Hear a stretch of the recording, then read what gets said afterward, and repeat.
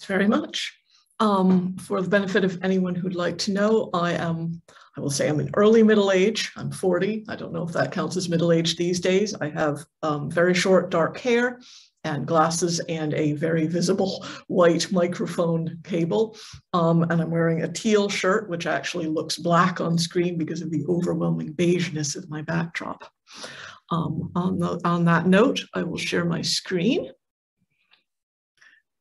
I have worked with Patrick for a long time, both in my current role in the audience agency and before that at Golant Innovation, which was a very small agency working both in the cultural sector, but also in the wider creative industries.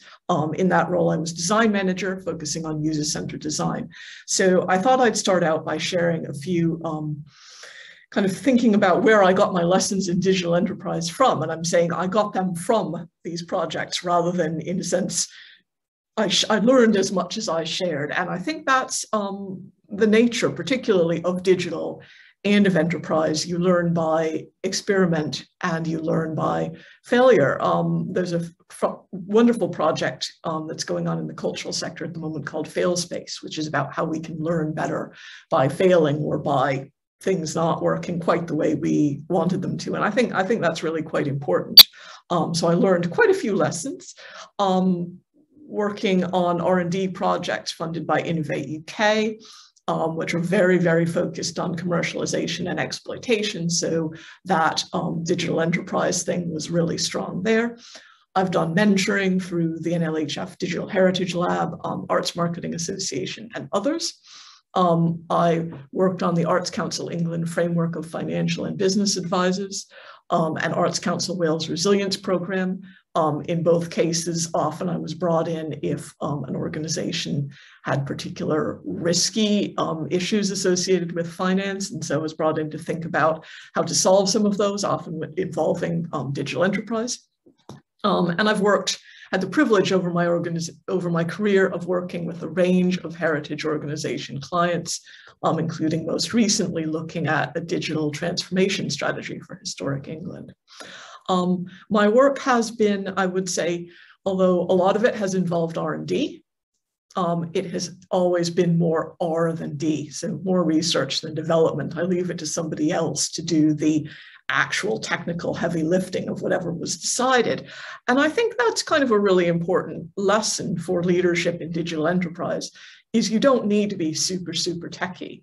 You need to have a good layperson's understanding of the technology, and you have to be able to communicate with the people who you know about the technology, but you don't in yourself have to be the world's expert on immersive media in order to come up with interesting digital R&D projects relating to immersive media, or to come out with ideas about how to make money out of them.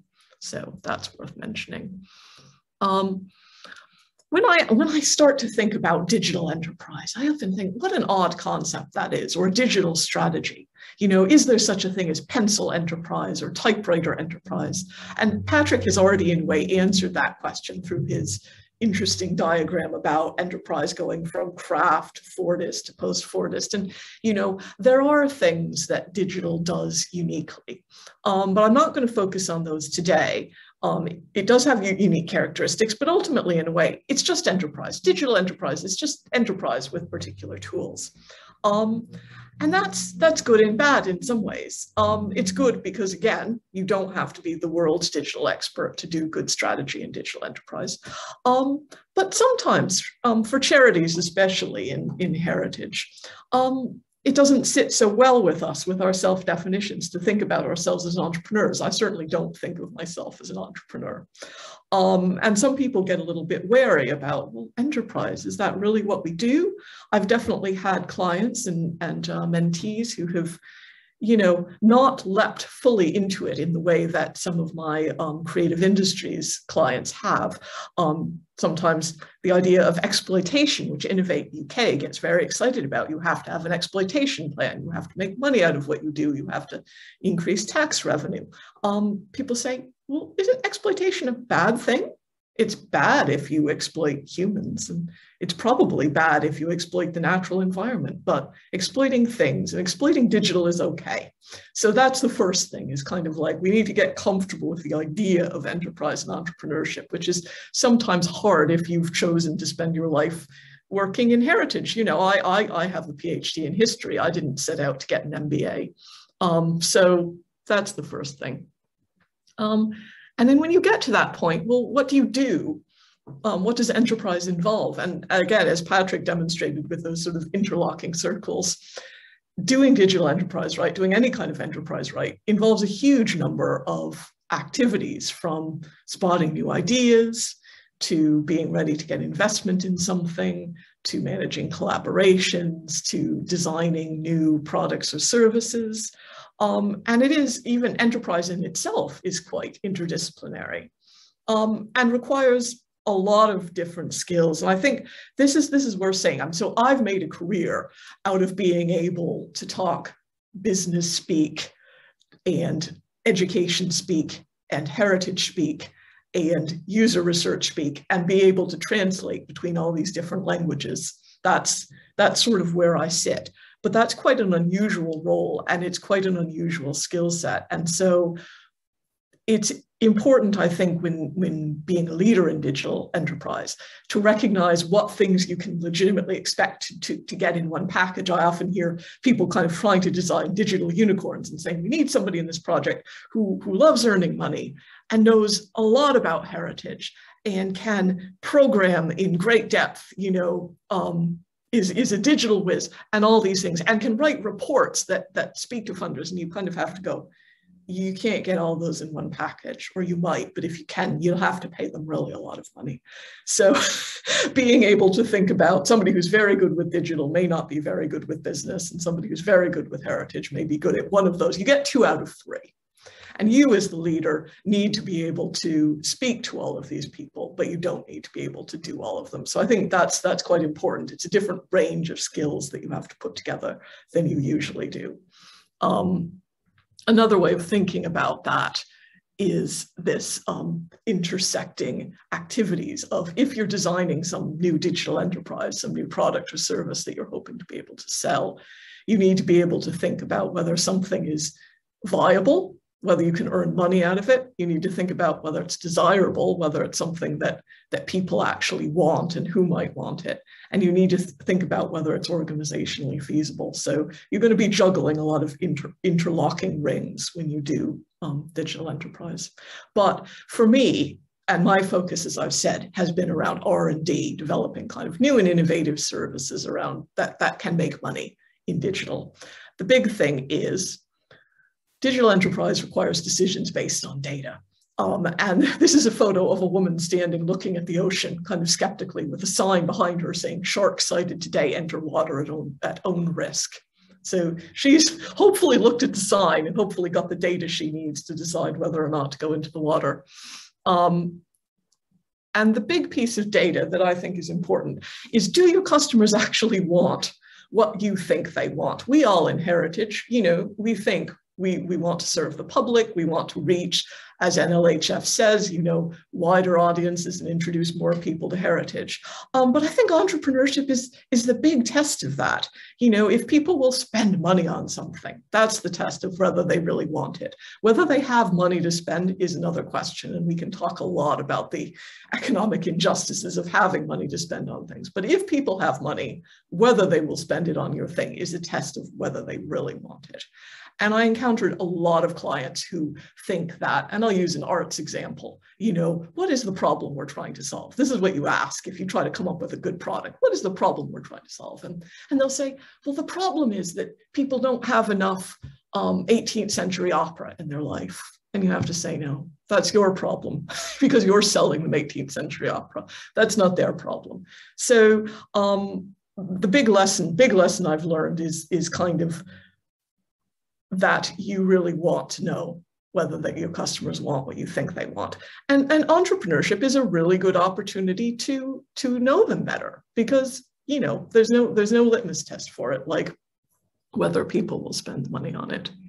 What else have I learned? this is linked to this idea about failure being quite important in research. And I got this quote from Einstein saying, you know, if we knew what we were doing, it wouldn't be research. So in digital enterprise, often the first step is thinking of what problem you're trying to solve for people that they will actually pay you money to solve.